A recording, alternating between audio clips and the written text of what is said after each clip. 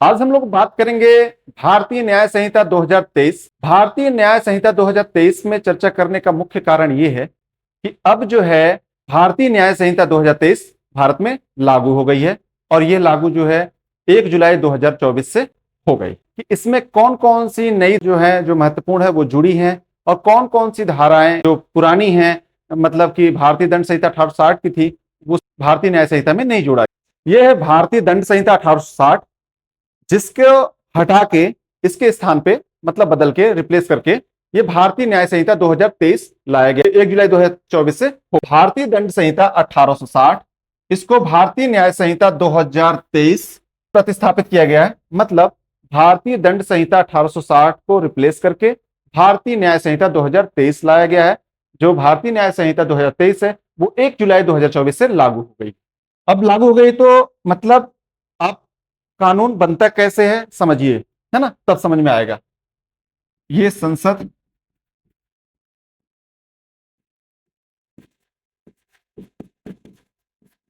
लोकसभा, राज्यसभा, राष्ट्रपति, है ना। अब लोकसभा में पारित कब हुआ है?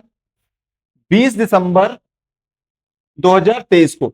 ये जो है भारतीय न्याय संहिता, है ना, लोकसभा में कब पारित हुआ? 20 दिसंबर 2023 को। और राज्यसभा में कब पारित हुआ? 21 दिसंबर 2023 को। जब राष्ट्रपति का सिग्नेचर कब हुआ? 25 दिसंबर 2023 को।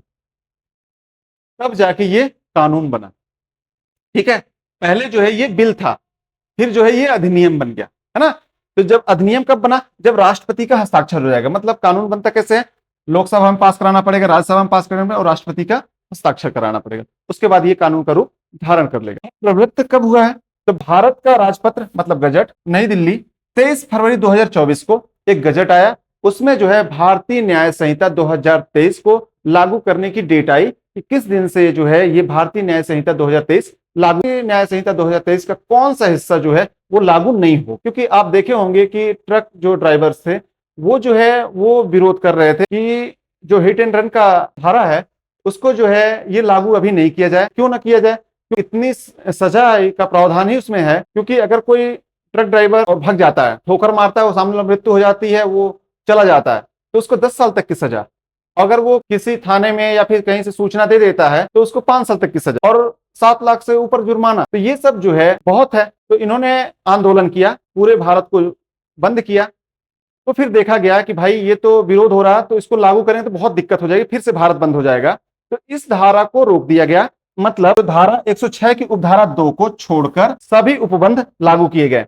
मतलब धारा 106 की उपधारा 2 अभी लागू नहीं है, बाकी सभी धाराएं जो हैं वो लागू हो गई हैं, है ना। जो इसमें कुल धाराएं हैं वो कितनी है? 358। तो 358 की सभी धाराएं जो है वो लागू हो गई। लेकिन जो है ये जो धारा है 106 की उपधारा 2 ये अभी लागू नहीं है। हो सकता है बात विचार हो, कुछ उसमें संशोधन करें, फिर उसके बाद जो है उसको लागू करें, लेकिन अभी तो लागू नहीं। भारतीय न्याय संहिता 2023 में जोड़ी गई नई महत्वपूर्ण नई धाराएं जो है धारा 69, 69, है ना। कपटपूर्ण साधनों द्वारा जैसे नियोजन या प्रोन्नति या धोखे से शादी का झांसा या वादा करके कोई यौन संबंध बनाता है तो वो जो है अपराध की श्रेणी में रखा गया है। और उसके लिए जो सजा का प्रावधान किया गया है वो कितना किया गया है? तो वो जो है 10 वर्ष तक का कारावास जो है वो हो जाएगा उसको। 10 वर्ष तक का ना, ये ध्यान रख रहे हैं। मतलब अधिकतम 10 वर्ष है, 8 वर्ष भी हो सकता है, 9 वर्ष भी हो सकता है ना, लेकिन 10 वर्ष तक, ये ध्यान रखिए। दूसरी जो है महत्वपूर्ण धारा जो है जो बीएनएस में जोड़ी गई है, भारतीय न्याय संहिता में जो जोड़ी गई है, धारा 103 का 2 मॉब लिंचिंग विवरण है। 5 या 5 से अधिक व्यक्ति यदि समूह बनाकर नस्ल, व्यक्तिगत विश्वास, जाति, समुदाय, मूल वंश, लिंग, जन्म स्थान, भाषा आदि समरूप आधार पर हत्या करते हैं तो समूह का प्रत्येक सदस्य, मतलब 5 या 5 से ज्यादा व्यक्ति मिलकर अगर ये इस आधार पे जो है उनकी हत्या करते हैं तो प्रत्येक सदस्य मृत्यु या आजीवन कारावास से दंडनीय होगा, है ना। तो ये जो है ये प्रावधान जो है इसमें जोड़ा गया है। जो आईपीसी थी उसमें ये प्रावधान नहीं था कि पहले ये कहा जाता था कि भीड़ के द्वारा जो हत्या की गई है तो भीड़ का कोई जो है चेहरा नहीं होता, लेकिन अब जो है समझ में आ जाएगा। तो जगह जगह पे कैमरे लगे हैं और अब तो वक्त ही बताएगा कि क्या होगा, है। धारा 111 संगठित अपराध। अब इसका विवरण क्या है समझिए।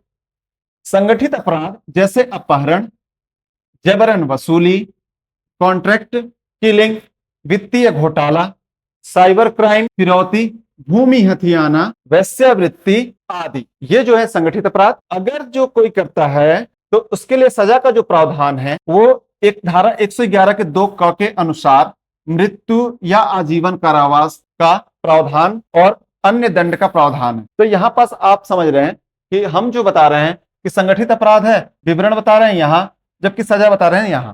तो ये जो है भारतीय न्याय संहिता 2023 जो है, इसमें इसके अंदर है क्या, आप ये सोचते होंगे। तो इसमें बताया गया है अपराध की परिभाषा और अपराध के लिए दंड। किस अपराध को जो है कैसे समझेंगे उसकी परिभाषा दी गई है ना। इसमें मतलब सीधी बात है, आप जो है वेश्यावृत्ति किसको कहेंगे या फिर कहें कि लोक सेवक कौन होगा, उसकी परिभाषा। धारा 112 छोटे संगठित अपराध। विवरण, छोटे संगठित अपराध जैसे वाहन चोरी, organised pick pocketing, snatching, shoplifting, cargo crime, card skimming, ATM चोरी, टिकट का विक्रय, प्रश्न पत्र का विक्रय, जुआ खेल आदि। इसके लिए जो सजा का प्रावधान है वो कितना है, 1 वर्ष से कम नहीं होगा और जो है 7 वर्ष तक का कारावास, है ना।